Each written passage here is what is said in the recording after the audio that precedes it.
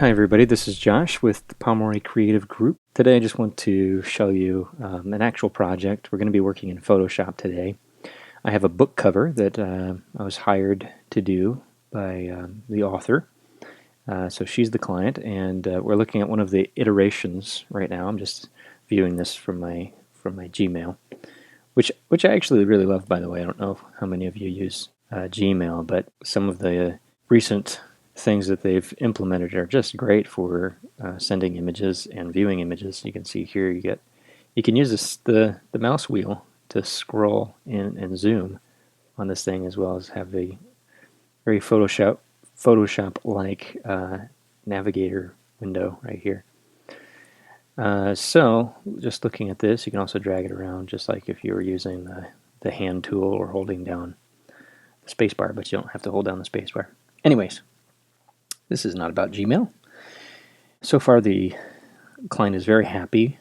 There is also another version of this that has a little bit darker background, as you see here. This has got the dark background, this has the light background, a little bit more washed out. And this is the one that she likes.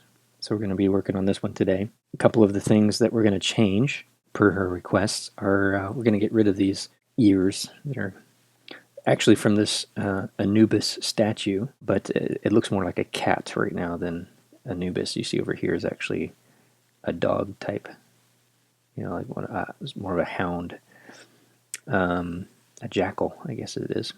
But anyways, we don't like the ears, so we're going to get rid of the ears altogether. We're going to get rid of some of this red around the eye.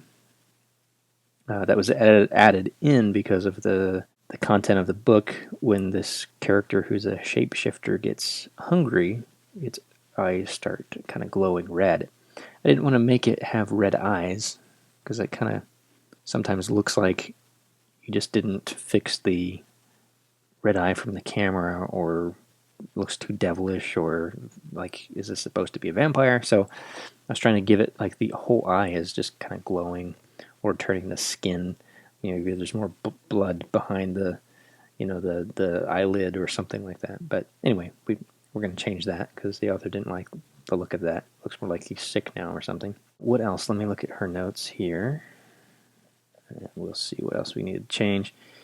Delete the red eye and the nose ring. Okay, so there's a very subtle nose ring,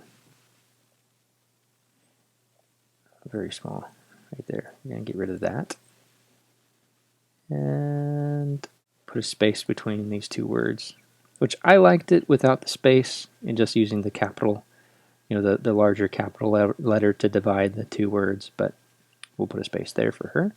And we're going with the lighter background. So let's jump into Photoshop. So here's a document in Photoshop.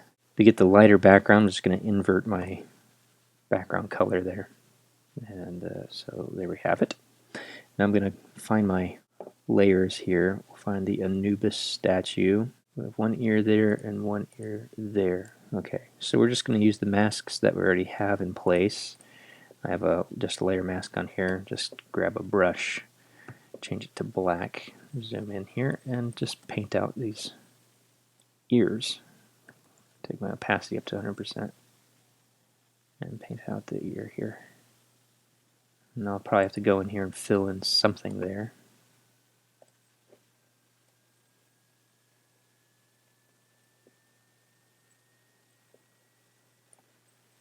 Okay, there's the ears.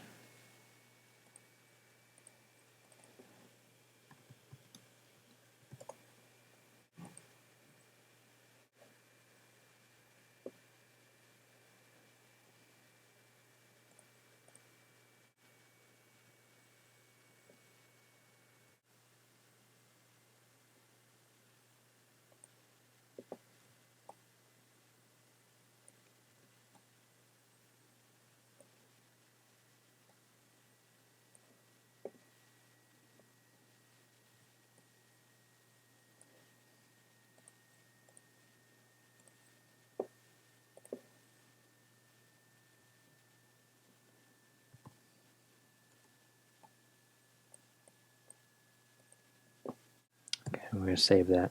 So because of the way that I've set up my Photoshop layers, I've made sure that I've put every element that that I really want to be able to tweak and change on a separate layer.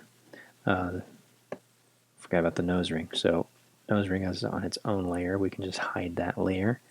Don't want to delete it yet because she might change her mind. We might want to bring that back, but for now we'll just hide it. And there we have it.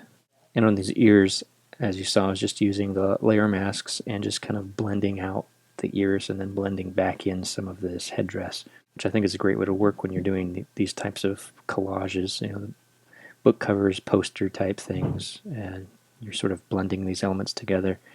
I did, I cut out a lot of these images and actually deleted the backgrounds, but having layer masks is, I think, a great way to allow you to bring in some of the background content or pieces that, rather than using the erase tool, I would never suggest using the eraser.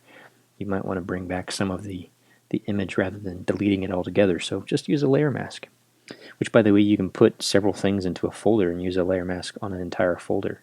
All right, last thing we want to change is the title here. So I've got that in a folder because I'm using several different text layers here. And we'll go here, double click, and just add a space. All right, I think that's all the changes that she requested. So we're going to save that again. And now I'm going to use the Save for Web because this is a very, very large image. Scale this by 50%, and I'm just using the JPEG high preset. Turn progressive on. Save.